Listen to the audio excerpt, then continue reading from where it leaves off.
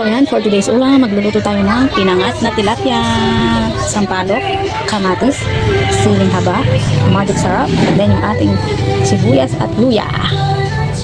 So ayan, lagay na natin yung ating sampalok dito, ating kawali, and then maglagay tayo ng sibuyas, tsaka luya.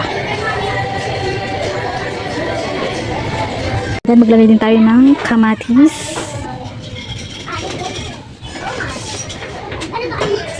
Tapos, lagyan na natin yung ating mga tilapia.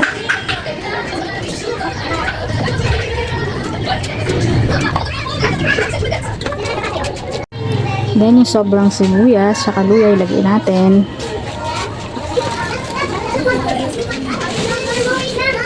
Then, kamatis.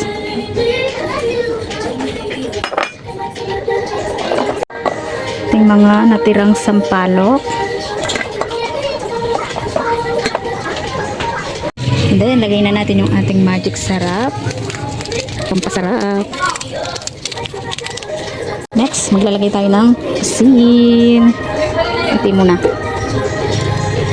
Then, yung ating siling haba. Siyempre, konting water.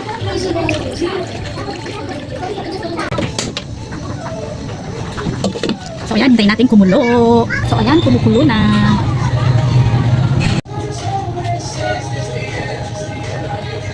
So, ayan, tikman natin kung tama lang yung kanyang alat. Tama lang yung kanyang timpla.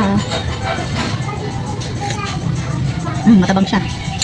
So, ayan, magdagdag tayo ng asin. Dito. Ayan, dagdagan natin ng asin. Katapos, yung mga sampalok, medyo pigain natin para lumabas yung kanyang asim.